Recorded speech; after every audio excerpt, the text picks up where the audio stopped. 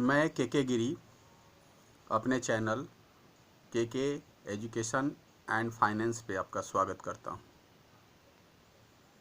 मैं आपके सामने एक नया motivational concept common sense versus विद्या पे एक नया स्टोरी बताने जा रहा हूँ। ये कहानी है एक फेमस समोसे वाले की, जो कि एक छोटे से शहर में रहता था। उसका समोसा इतने उच्च क्वालिटी का था कि करीब 50 किलोमीटर दूर दूर से लोग उसके समोसे के लिए आते थे। उसका बिजनेस बहुत ही अच्छा चल रहा था। फिर उसने सोचा कि आने वाला दुनिया जो है वो एक नया दुनिया है, अतः अपने बेटे को बिजनेस में और दक्ष बनाना चाहिए। इसी को ध्यान में रखते हुए उसने अपने बेटे को अमेरिका MBA करने के लिए भेजा। MBA, जिसको मास्टर ऑफ बिजनेस एडमिनिस्ट्रेशन कहते हैं, ये उच्च क्वालिटी की एक बिजनेस के क्षेत्र में पढ़ाई है। उसका बेटा अमेरिका गया, वहाँ से उसने MBA की डिग्री ली। उसके बाद वहाँ वो जॉब करने लगा।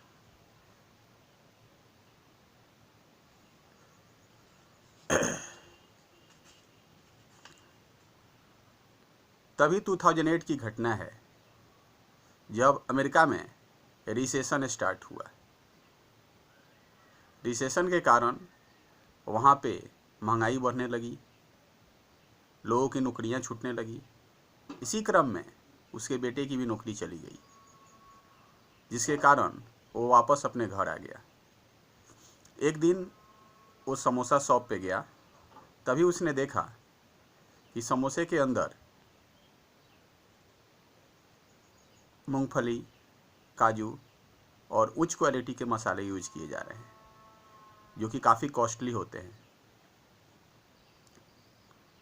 तो उसने कॉस्ट सेविंग थ्योरी के आधार पे अपने पिता से बताया कि पिताजी, आपको पता है कि अमेरिका में रिसेशन स्टार्ट हो गया है।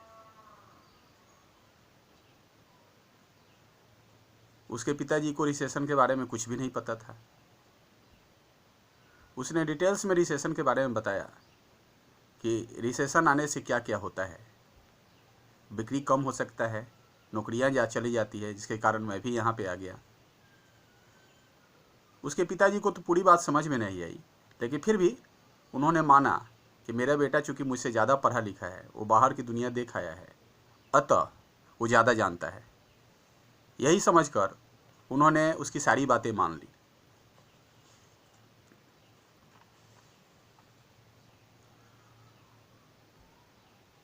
तो अपने बेटे के अनुसार उसके पिताजी ने मूंगफली और काजू जैसे चीज़ों को समोसे के मसाले से बाहर कर दिया, और साथ ही जहाँ भी बचत हो सकता था वहाँ बचत करने के लिए उन्होंने लो दर्जे की चीज़ों का इस्तेमाल किया।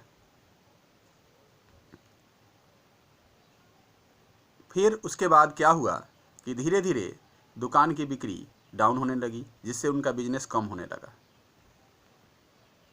एक समय ऐसा आया कि बिजनेस काफ़ी ही ज़्यादा डाउन हो गया। तब उस लड़के के पिताजी ने कहा कि हाँ बेटा, तुमने सही बोला था, वाकई रिसेशन आ गया। देखो हमारी बिक्री काफ़ी कम हो गई है दुकान की। अगर तुम पहले सेविंग के बारे में नहीं बताते तो आज हम लोग बर्बाद हो चुके होते। तो उस लड़के ने एक अलग ही एंगल दिखाने की कोशिश किया, जबकि सच तो आप लोग सब समझ सकते हैं कि सच क्या था।